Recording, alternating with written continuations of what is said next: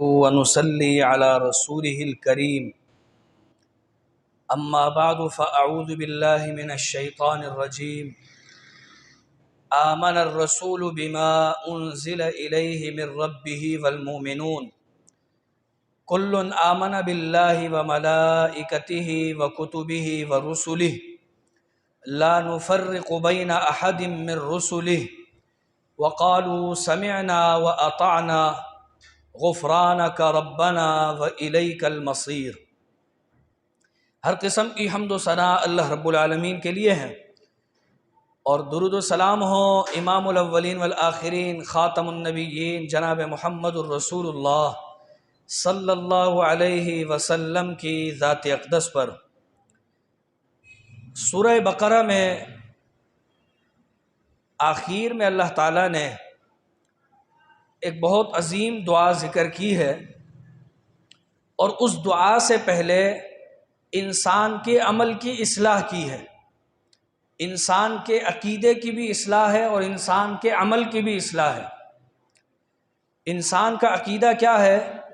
اللہ تعالیٰ نے فرمایا آمن الرسول بما انزل الیہ من ربہ والمؤمنون۔ اللہ کے رسول جنہیں اللہ تعالیٰ نے احکام شریعت دے کر بھیجا ہے، وہ اس چیز پر ایمان لاتے ہیں جو اللہ نے ان پر نازل کی، والمومنون، اور اللہ کے مومن بندے بھی ان کتابوں پر ایمان لاتے ہیں۔ یعنی یہ ایک ایسا جملہ ذکر کیا ہے کہ جس میں اللہ تعالیٰ نے ہمارا تذکرہ، پیغمبر کی امت کا تذکرہ اور پیغمبروں کا تذکرہ ایک ہی جملے میں کیا ہے، کہ یعنی قرآن کریم پر ایمان لانا، سابقہ کتابوں پر ایمان لانا گویا ایسا ہے جیسے انبیاء علیہ السلام والا کام ہے۔ جس طرح انبیاء علیہ السلام ایمان لائے تھے اس پر، اسی طرح مومن بھی اس پر ایمان رکھتے ہیں۔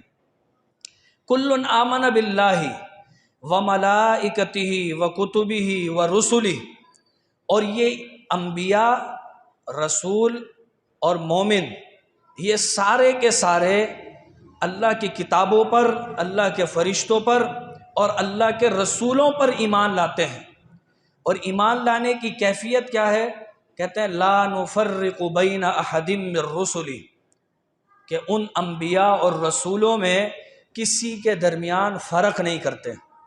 یہاں ہمارے عقیدے کی اصلاح ہے، اس لیے کہ ہم میں سے بہت سے لوگوں نے اپنی کتابوں میں یا بیانات میں یہ بات کہی ہے کہ انبیاء میں سے صرف 5 انبیاء رسول ہیں، باقی جتنے بھی ہیں وہ رسول تو ہیں لیکن نبی نہیں ہیں۔ یہ عقیدہ غلط ہے۔ یہ عقیدہ انبیاء علیہ السلام کی توہین کے مترادف ہے، کیونکہ اللہ تعالیٰ نے ہمیں آخری دعا سے پہلے سورہ بقرہ کی آخری آیت میں فرمایا لا نفرق، وہ انبیاء اور مومن کہتے ہیں لا نفرق، ہم کوئی فرق نہیں کرتے۔ سب انبیاء رسول بھی ہوتے ہیں اور سب انبیاء نبی بھی ہوتے ہیں۔ یعنی یوں سمجھیں کہ ایک شخص ہوتا ہے، اس کی 2 حیثیتیں ہوتی ہیں۔ جب وہ اللہ تعالیٰ سے وہ پیغام وصول فرماتے ہیں تو ان کی حیثیت نبی والی ہوتی ہے، اور جب وہ پیغام آگے ڈیلیور کرتے ہیں، آگے پہنچا دیتے ہیں، تو ان کی وہ حیثیت رسول والی ہوتی ہے۔ اس کو ایک مثال سے یوں سمجھیں کہ ایک انسان کی 2 حیثیتیں اس طرح بھی ہوتی ہیں کہ وہ ایک ہی وقت میں کسی کا باپ بھی ہوتا ہے اور اسی لمحے وہ کسی کا بیٹا بھی ہوتا ہے، دونوں کیفیتیں اس میں ہوتی ہیں۔ تو ہر نبی وہ رسول بھی ہوتا ہے اور نبی بھی ہوتا ہے وہ اسی لمحے۔ بعض لوگوں نے فرق کرتے ہوئے یہ کہا کہ رسول تو وہ ہوتا ہے جس کو کتاب دی جائے، جبکہ اللہ تعالیٰ نے بہت سارے انبیاء کا جنہیں کتابوں کے اندر رسول نہیں بیان کیا گیا بلکہ صرف نبی کہا ہے، ان کو بھی اللہ تعالیٰ نے کتاب دی۔ مثلا یحییٰ علیہ السلام کے بارے میں آتا ہے، اللہ تعالیٰ نے فرمایا یا یحییٰ خذ الکتاب بقوہ، اے یحییٰ علیہ السلام یہ جو آپ کو شریعت کی کتاب دی جا رہی ہے اسے مضبوطی سے تھام لیں۔ یعنی انہیں کتاب دی، اس کا معنی یہ ہے کہ یحییٰ علیہ السلام نبی بھی تھے، رسول بھی تھے۔ کہتے ہیں لوط علیہ السلام صالح علیہ السلام، یہ جتنے انبیاء تھے یہ نبی تھے، جبکہ اللہ تعالیٰ نے انہیں رسول بھی کہا ہے۔ کذبت قوم نوح المرسلین، قوم نوح نے اپنے رسولوں کو جھٹلایا، یعنی ان میں نوح علیہ السلام بھی شامل ہیں۔ کذبت ثمود المرسلین، قوم سمود نے اپنے رسولوں کو جھٹلایا، ان رسولوں میں صالح علیہ السلام بھی ہیں۔ کذبت عاد المرسلین، قوم عاد نے سیدنا ہود کو جھٹلایا جو رسولوں میں سے تھے۔ تو اللہ تعالیٰ نے ان آیات میں واضح طور پر ذکر کیا ہے۔ کچھ لوگ کہتے ہیں کہ موسیٰ علیہ السلام وہ رسول تھے، ان کے بھائی ہارون جو تھے وہ رسول نہیں تھے، جبکہ اللہ تعالیٰ نے ہارون علیہ السلام کا تذکرہ کرتے ہوئے سیدنا ہارون کو نبی بھی کہا ہے اور سیدنا ہارون کو رسول بھی کہا ہے۔ قرآن کریم میں ہے، اللہ تعالیٰ فرماتا ہے وَوَهَبْنَا لَهُ مِن رَحْمَتِنَا وَجَعَلْنَا أَخَاهُ هَارُونَ نَبِيًّا، ہم نے موسیٰ علیہ السلام کے بھائی کو نبی بنایا تھا۔ اور جب ان دونوں کو حکم ہوا کہ فرعون کی طرف جاؤ تو اللہ فرماتا ہے فَقُولَا إِنَّا رَسُولَا رَبِّكَ، اس سے جا کر کہنا کہ اللہ نے ہم دونوں کو رسول بنایا ہے۔ تو ہارون رسول بھی تھے اور نبی بھی تھے۔ اللہ تعالیٰ نے اور مقامات پر بہت سے دلائل ذکر کیے ہیں کہ ہر پیغمبر رسول بھی ہوتا ہے اور ساتھ میں اولو العزم بھی ہوتا ہے، باہمت۔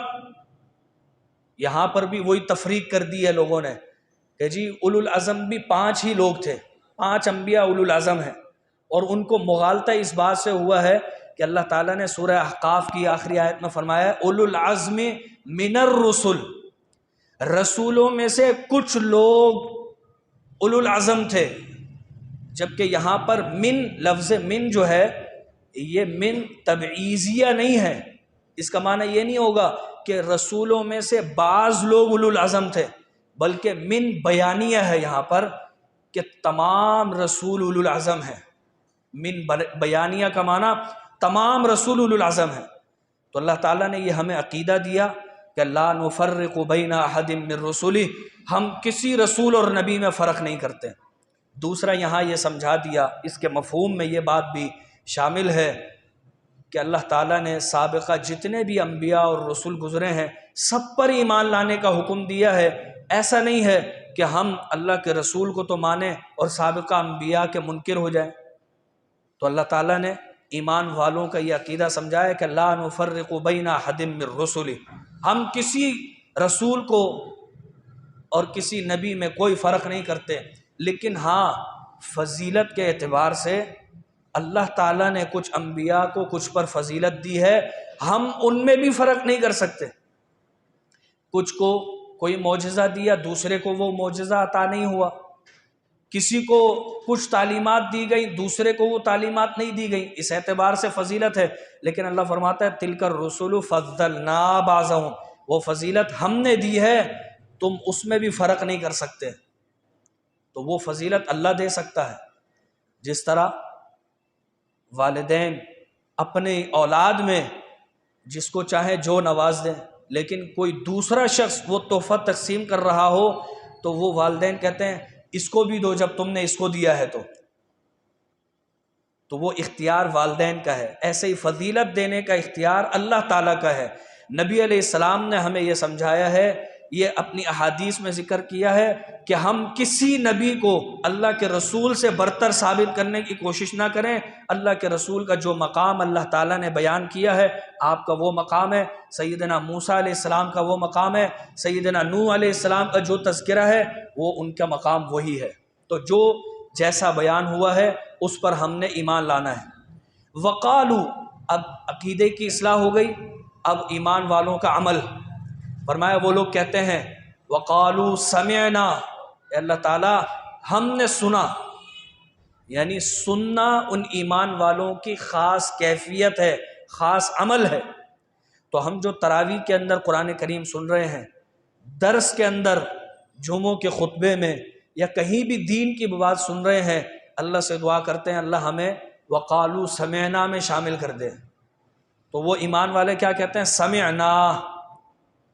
منافق منافقین کا تذکرہ کرتے ہوئے اللہ فرماتا ہے وہ کہتے تھے سمعنا و عصینا، ہم نے سنا اور انسنی کر دی، سنی انسنی جسے ہم کہتے ہیں.